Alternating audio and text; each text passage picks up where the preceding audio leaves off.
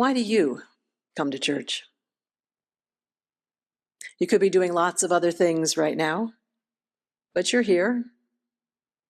Some of you came here this morning even knowing that we're going to talk about money. That's commitment. Why? Why do you choose to be here with these people in this place? We heard some reasons in our reading. You might have some of the same reasons. Perhaps you're seeking courage, hope, understanding, comfort, or a sharpened conscience. I like that phrase. Maybe you're here for the community of people, or an undefined spiritual longing calls you here. Maybe you're just trying to make a little more sense of it all, or to make a difference. Maybe the first thing you think of is the music, or the words, silence, or ritual. Or it could be a feeling of love, belonging, connection, peace. We come for many different reasons, good reasons, and why we come changes over time. And that's okay, because this place is special.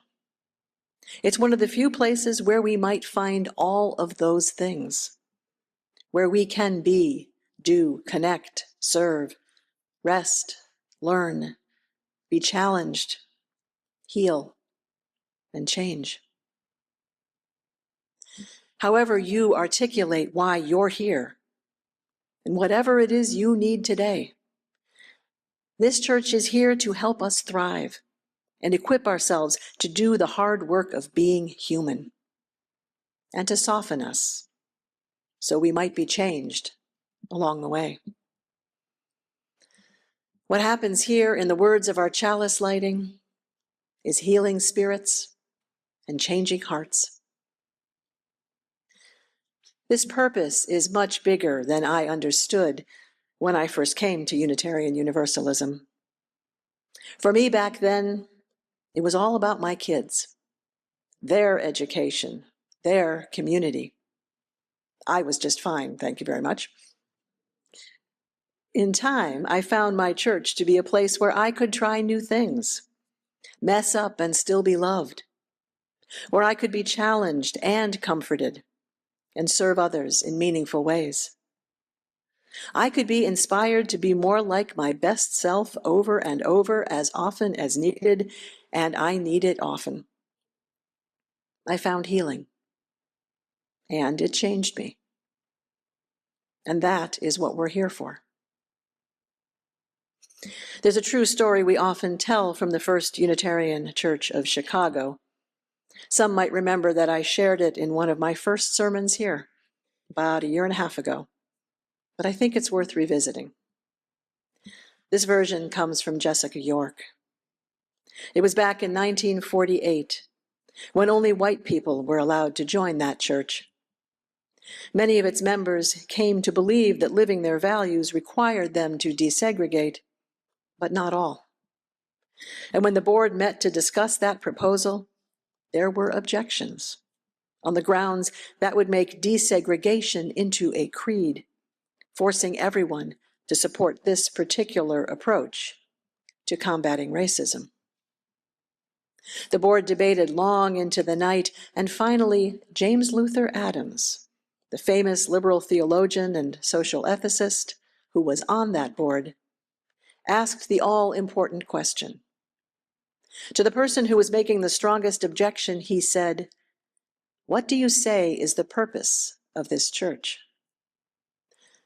After a long pause, the board member is said to have finally replied, "Okay, Jim, the purpose of this church is to get hold of people like me and change them."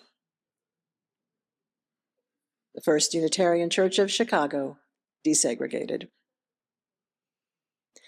We all come here with wounds, fears, narrow perspectives, ways of being that hurt other people or ourselves. It's a foundational tenet of Unitarian Universalism that everyone is worthy of love and is loved as we are. And I believe that. And we can all use a little work. Along with everything that's been named so far, the purpose of this church is to get hold of us and in some way heal our spirits and change our hearts so that we might save the world. The changing of our hearts here may not be as sudden or dramatic as in that story, but it happens. In small interactions, little aha moments, experiences of connection.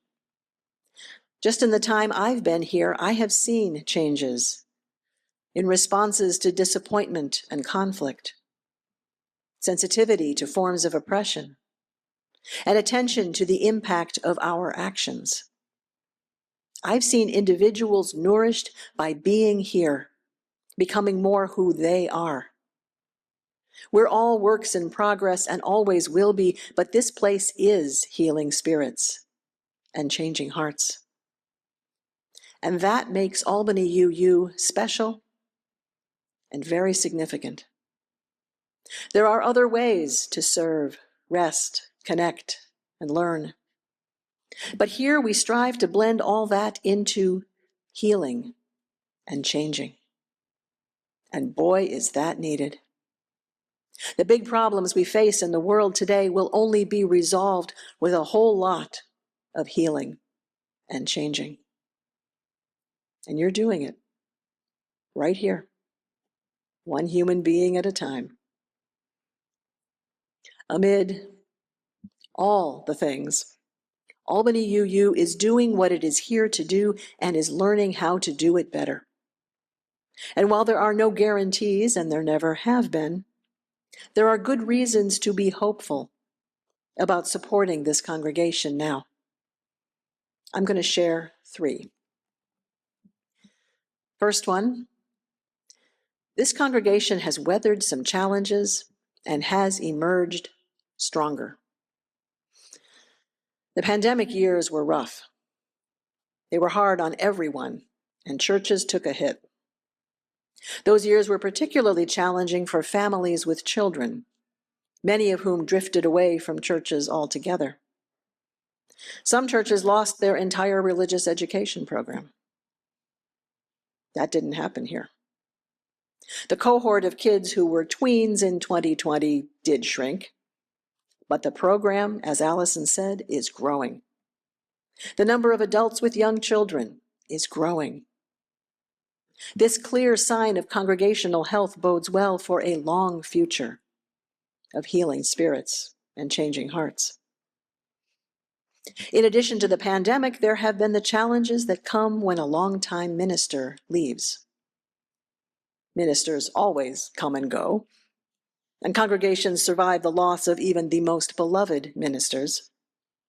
But when a congregation has had the same minister for a quarter of a century, the ways of being together and getting things done adapt to that minister and become more entrenched as the years go on.